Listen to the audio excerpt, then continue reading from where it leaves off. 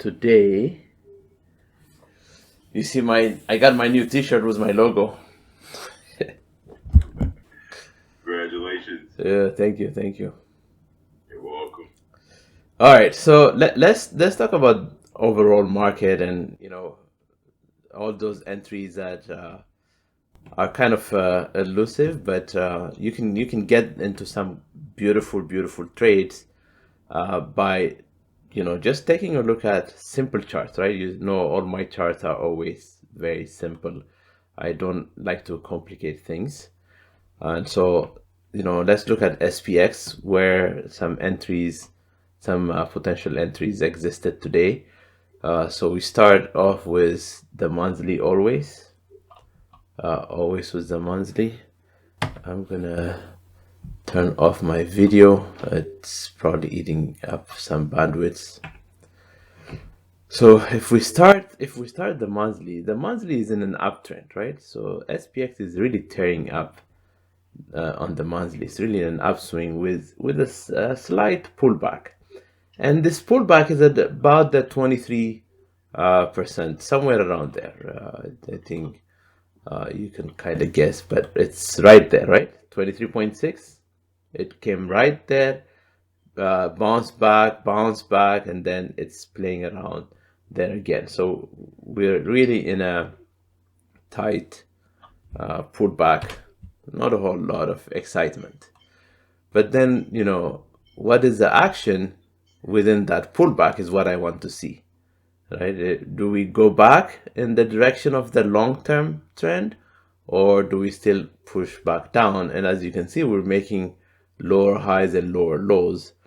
So the tendency is downward pressure until we negate that, until we break structure. And then when we look at the daily, that's where you can really see, right, a few times. This was a 70% retracement from here to here, 70% twice, and then it collapsed. And then here it came back again to this, triple top, and it collapsed again, making lower highs continuously. So where do we find beautiful entries? This is what I'm interested in. And I pulled the trigger on the hourly. I think you might pull the trigger on a lower time frame, but I pulled the trigger on the monthly. So what I'm looking at, 15 minutes usually. yeah. So what I'm looking at is what is the recent swing high to low when I look at my hourly chart. And when I see at that recent swing high to low, where is it getting rejected? It's getting rejected below the 38.2. For me, my sweet spot is somewhere in this zone between 38.2 and 61.8. I would love for price to come there and really take the trade. But even if we get anything inside here, it doesn't make it wrong. So yesterday we closed on a positive note, but it was still downward pressure. And today when we opened below, it was already, hey, this up bar, we kind of left it as a an evening star, an abandoned baby, and then you start to go down. So every hour at the break of the low of that hour is a potential entry. So 10:30 in the morning was a potential entry. 11:30, I'm talking about Eastern time. 11:30 when we broke this low was an entry. So every hour you kept getting a potential entries in these setups. What usually happens is we get scared and we wait, right? We say, oh, it broke it here. Maybe it's gonna go back up because we saw this pull up here. But it's in a very big bearish move that we barely rallied. So you can be confident to keep taking these triggers. But that'd have to be a scalp, right? Because I usually get zero DTEs or 1 day, so I'd have to just keep letting it go once it got down to a certain price target, and before it got right back up to the original price. If you're doing zero DTE, you have to be careful on when you take exit, right? So when you make the low of yesterday, that's probably a good exit, Right. right? That's what I did today. I Yeah, didn't wait to see what it would do. I just left it, thankfully. yeah. Because it But went back up after the hat, and that washed up. That put the puts from 10% profit to back down 20%, and eventually they expired worthless. I had already closed it out. Thankfully, I didn't even keep a runner. yeah, But if I had held on for more, I would have been out of luck. yeah. I mean, because it's zero DTE, right? But yeah, it And I kept was out of going. the money. Yeah. Oh, so if you buy it out of the money, that's even another danger, right? So these zero DTEs, they're very, very tempting to get out of the money puts or calls. But I tell you, it's better to just smaller size at the money.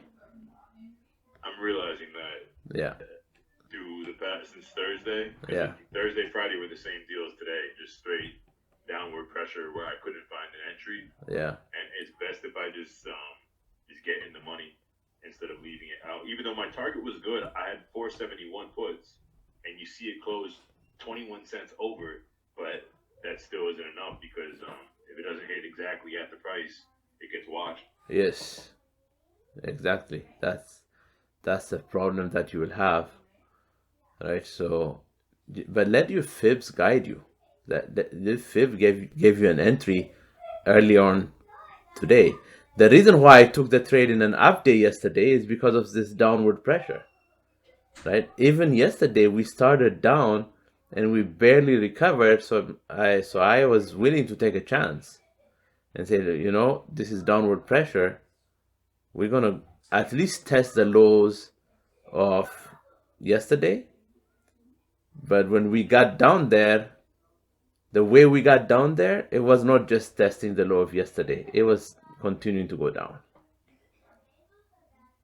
And that's what I was waiting for. It's just the squeezes, the potential squeezes of it gets me rattled, but I do have to do a better job not trying to hit a home run and just accepting.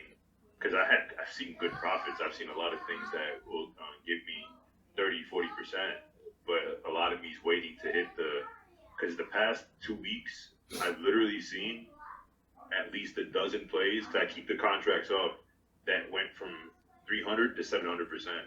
I didn't take it because I was, waiting and a little bit afraid, didn't know what I was going to do. But I just look at those things. I'm like, wow, if I just left it there, the contract went from $3 to, on Friday, it was from $3 to $36.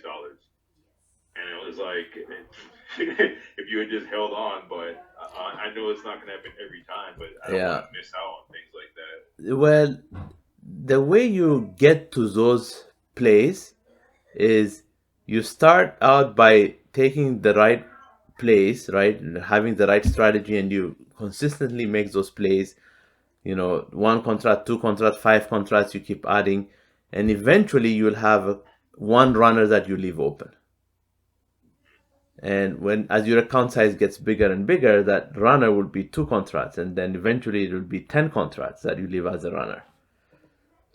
But today, don't look back at, if I should have held, because what happens to these people here, right?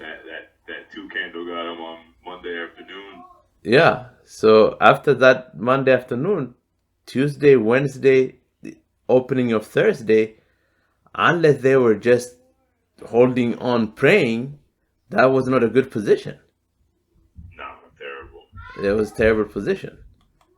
So that's why you don't play on hope, right? You just say, hey, I have a strategy. If structure is broken, which it showed you breaking of structure here, you exit. And in this down play, if you have enough contracts where you've made your money and the runner, even if it goes to zero, you still make money, that's when you leave a runner. Otherwise, That's why in Discord you see me always give you guys like, hey, we just made 50%, we just made 70%. I don't talk about these big home runs, right? I don't need to show you me making home runs. It does not help you. It actually could be a detriment to you because you're thinking, oh, he's holding on to this one contract. And I only entered one. I'm just going to wait for him to exit his last contract. Sometimes my last contract goes to zero, but I don't care because I've already made enough money on the initial ones, Right. right? So that's why I don't like to uh, talk about those runners for me. I just say, hey, I've closed the position. That's all you need to know is, hey, we've made 70%. Like, yesterday, that put from yesterday, on the way up, we got in, knowing that we have this big downward pressure, and boom, today, it gave us that 70% gain. I was just waiting for an entry, and I discovered, um, like when on SPX when it made that dip down, and I bottom ticked it at 130. I Yeah. drew a fib, and that fib was going to show me whether or not the uptrend was going to continue, or whether it was just the short term, and that helped me hang on to the play because I almost cut it for like a 40% loss, but I drew the fib and I was like, okay, no, it hasn't really gone anywhere, and it's breaching it. Like it's going down towards the 68% that I have. I'm sorry, the 0.76, and eventually it broke it, thankfully. And I'm just learning new ways because it looks like with the way you have it down, this has to be drawn out before the day begins, right? Yes. Always. Your fib needs to decide what it's going to do before anything happens. Okay. Right? And if you look at this the week of the 28th, right, where it made this lower high, even on a weekly basis, it's really, you go with your fibs from high to low, and where is it coming to? It's coming at between 61.8 and 70%. It gets rejected there.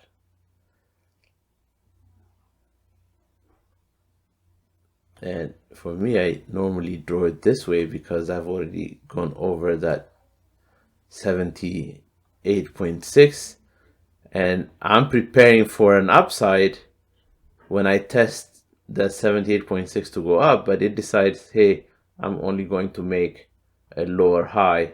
So that following week, when we have this doji, this upside down doji, gravestone doji, and then the next bar is a 2 down, boom.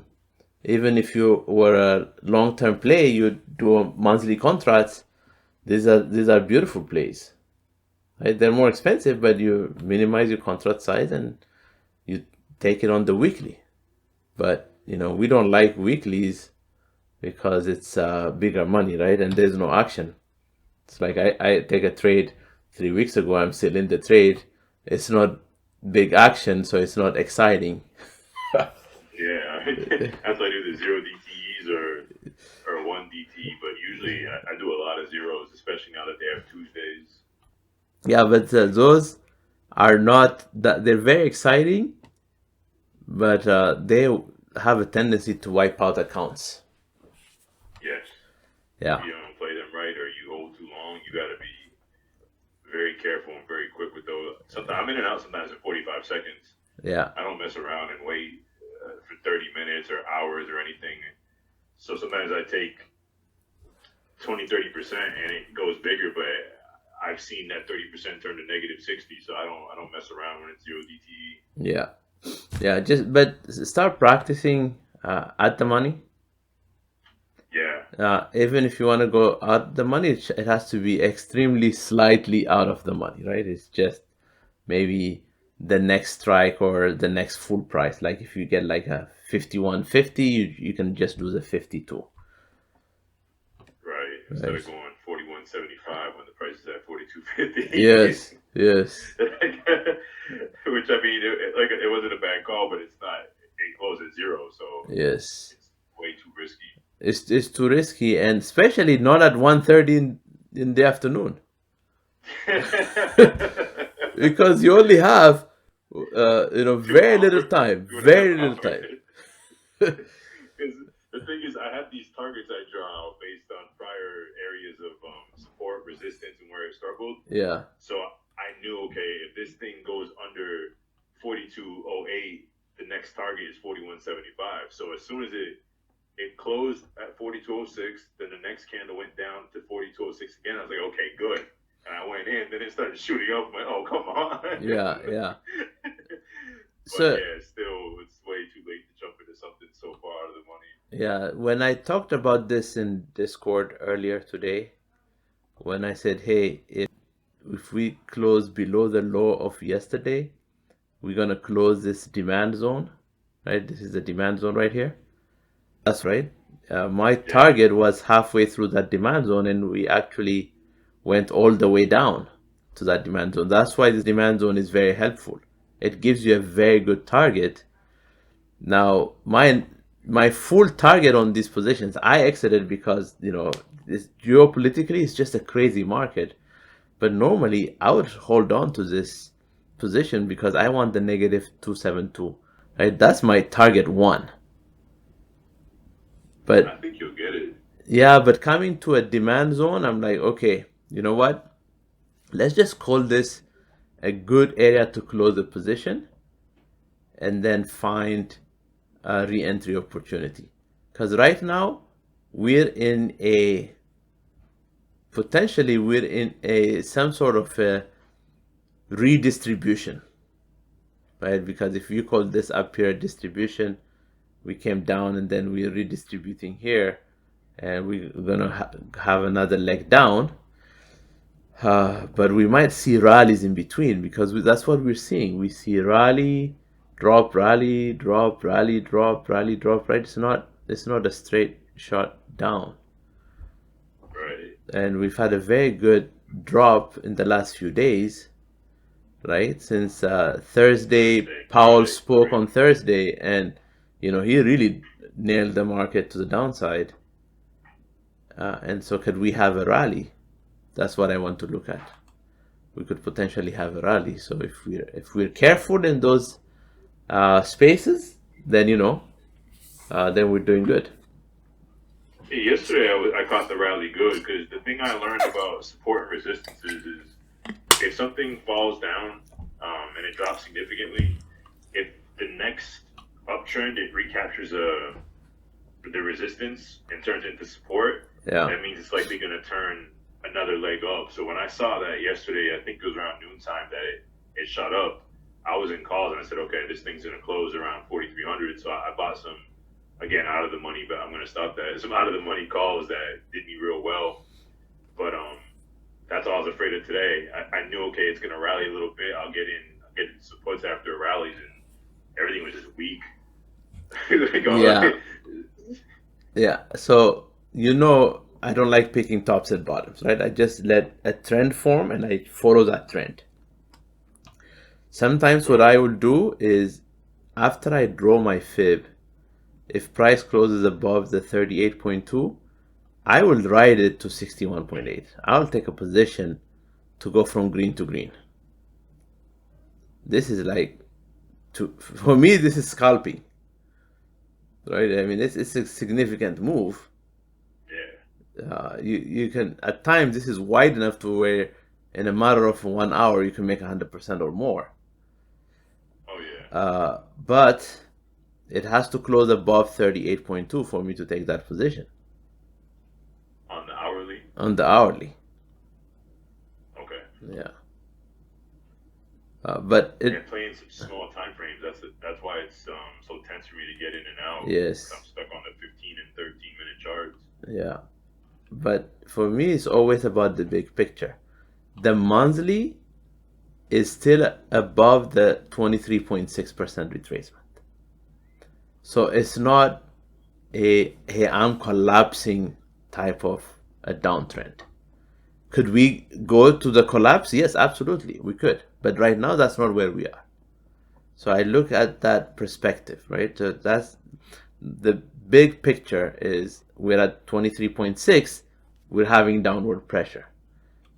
I go to that weekly to look at what does that downward pressure mean. That downward pressure is this price saying, hey, I am struggling to clear 78.6.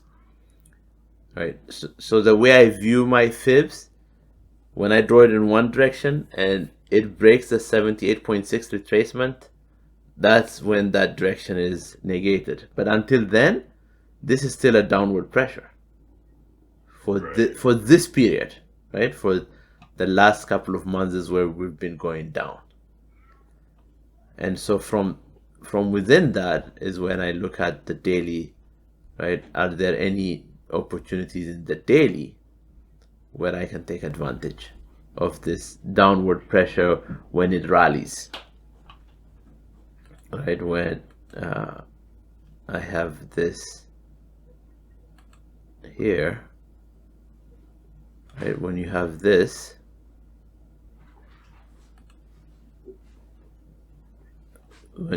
that comes and smacks the 70% and it's not able to clear it, and if you missed it the first day, you get it again second day, you take those positions, right? And until this rally breaks at 78.6, it's still a downward play.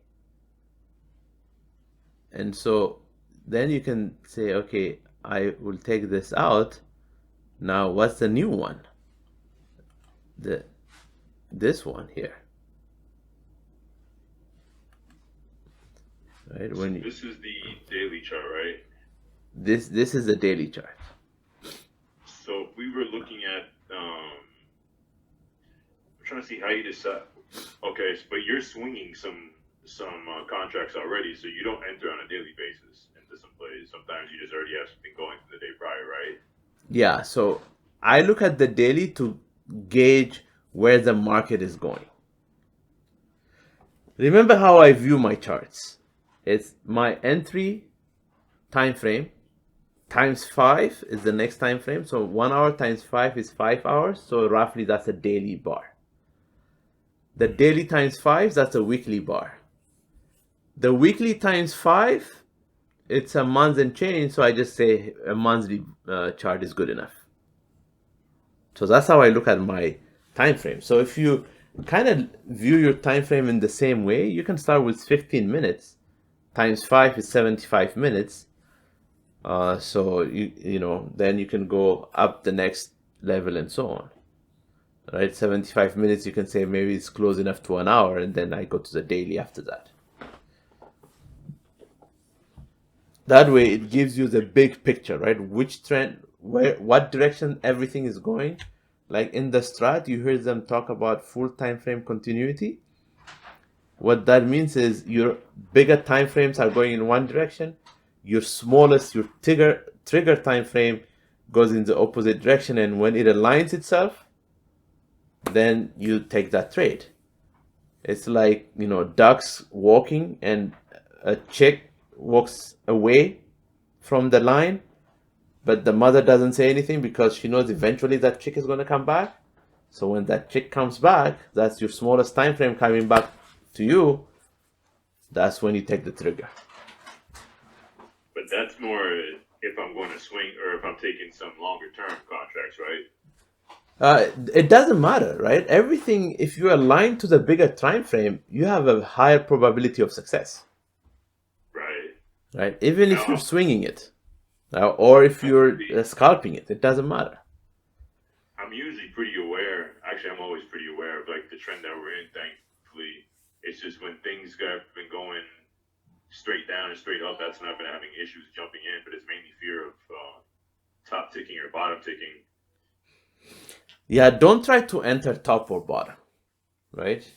I don't. Yeah, that's why I don't want to do it. That's why today when it was going straight down, I was like, I'm not getting in. This has got to be the bottom. Then it kept dropping. I'm like, I'm not getting in. This has got to be the bottom. And it kept dropping. I'm like, okay. Okay, So I'm so like, it's gonna keep dropping. but let's take this out and let's talk about today. Your entry today was really, if you really think about today's entry, When was today's entry the real entry? This morning. That It was the was entry. at the open, right? Yeah. It was at the open because you created this, you know, uh, evening star, right? When you Okay. create that evening star, that's your entry. If you say, I don't want to enter at the open because it could close the gap, then the break of this 1 hour bar, that's your next best entry. And you just trail it at the high of this bar, right? At the open, you just have your initial stop there. And after that, you just go bar to bar. You just keep So going, bar to once the bar to second bar. bar, once the second bar fails to get half of the first bar, you mean? So once this first bar is formed Uh huh. and the second bar ticks below it, that's your entry. Oh, as soon as it gets below it. Yes. Okay. If uh if I were doing it on an hourly, that's what I would do. As soon as it gets below it, I will enter it. If I have missed it, I will look at the next hour, and when it comes back to that level again, I'll take that entry. Uh, That means you got to be quick because the candle after that, it retraces almost 80% of it, and then it drops. The no, other so one kind so of. so my entry is 451.53 area, right? So Okay. as price plays around there, I'm doing the hourly. So as price plays around there, I'm not going to worry too much, right? Okay. My Even if it's zero entry might DTE, you'd be, still hold on. sorry. Even if it's zero DTE, you'd still hold on, or only if you're doing like a couple of days or some time on the contract. No, I will still enter it because it's still the first, hour and a half of the day. Okay. But at 10:30, I'm not entering a new position for that day. At 10:30, I'm entering a position most likely for Friday, not even for tomorrow. Okay. Right? 10:30 my time, which is, 1:30 Eastern, right? You're in California. Yeah, I live in the East Coast, West Coast. Okay. Yeah, yeah. I live in the Northwest. Gotcha. Yeah, I thought you were in Central Time for some reason. Okay. yeah. Yeah, so those were your entries today, and it's okay if you miss them, right? You don't have to force an entry. I think that's part of the practice is don't force an entry. I'm gonna write that down for myself too. I did my best today. That's why I waited so long. I was like, nope, we're not chasing this. Then I had a target, and once it broke the target, I was like, okay, it should be good to go now. It was Yeah, yeah. in the line, but I was happy I didn't chase this morning, even though it would have been profitable. But if I do what you said about as soon as it breaks the second candle, that's a lot better of a plan than just sitting and waiting for a fib that might never retrace up to the 0.382.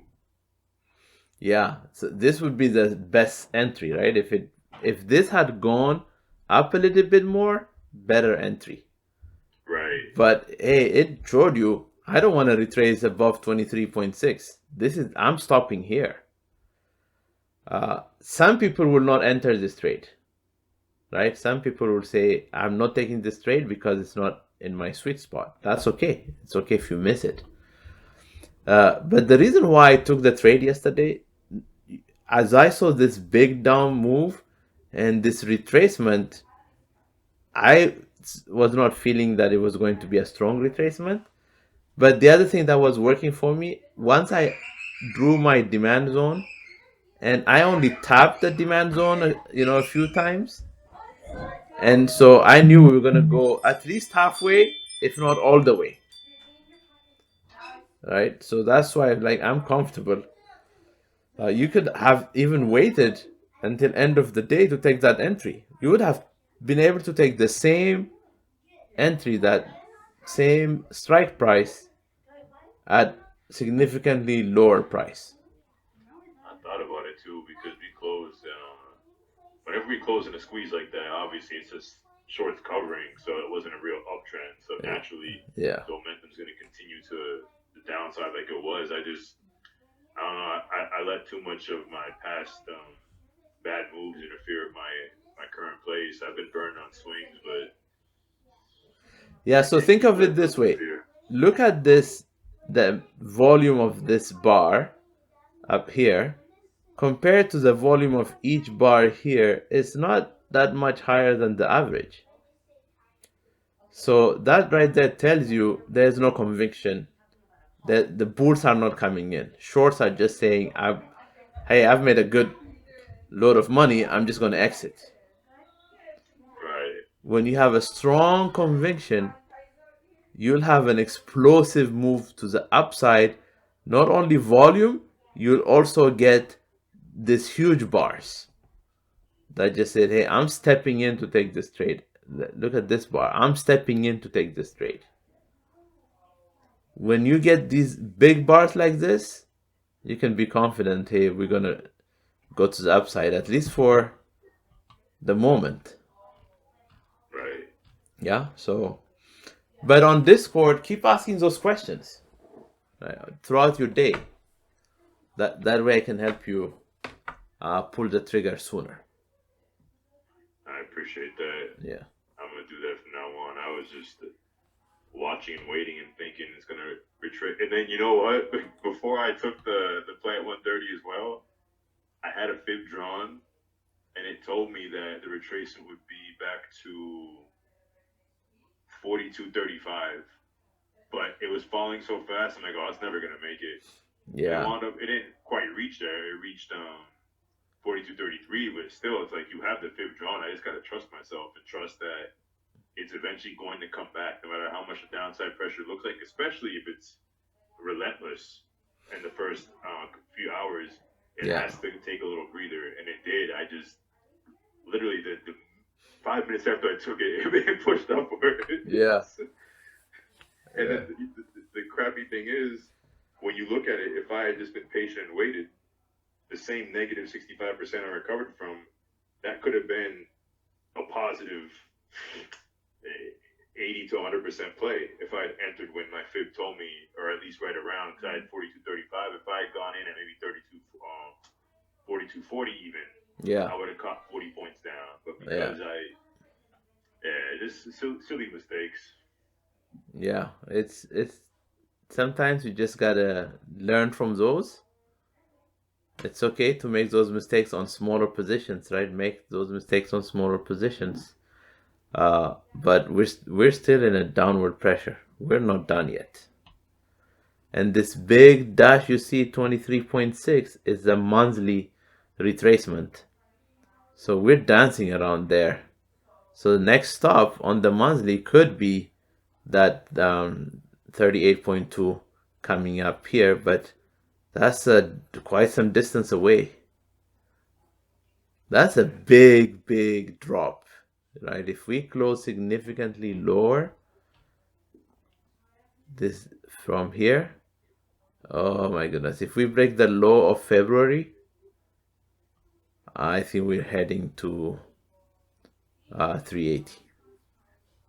I don't see it happening. Anything could happen, of course, but Yeah. I don't think we'll. I think SPX or ES, I think 4,000 is about the minimum that will go. I don't think it'll go any. I'm sorry, the maximum dive that we'll take. I don't see us getting lower than that. But Yeah, unless Powell says, "Hey, I want to do something to help this market prop up." I think he will. We Or have this. We some have a moves come gap. up. We have a gap down here. This is a long-term gap.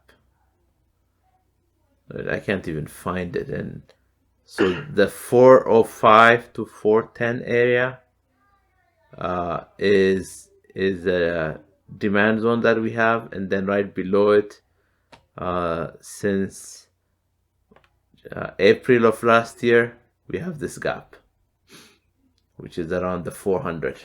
So Wow. we could go to that. We could be diving towards that gap. You know what? So one thing a lot of you don't do, which I love doing, is as price is going down, I'm selling puts, and I'm okay if I get a sign because for long-term plays, I'm US market bullish long term.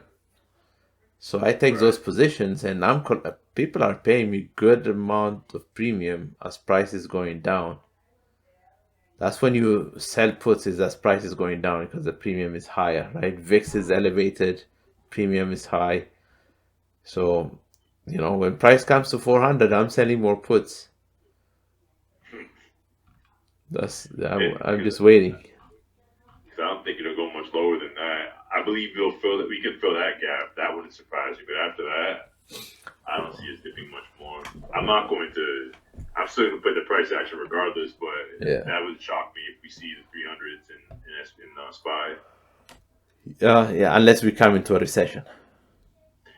Yeah, that's a whole different story. Yeah. Yeah.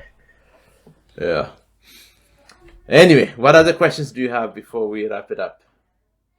That was it. I wrote that down. Even I think since the first time you sent that message about the meeting, I was like, I gotta ask this question because it's bothering me. Yeah. I was exploring 90 different ways to enter a play late all day long today, but Yeah. this helped significantly. Yeah. No, that's good. That's the main purpose, right? Why we keep doing this. It's appreciated. Yeah, of course. All right. Let's talk tomorrow in Discord and see what actions we will see.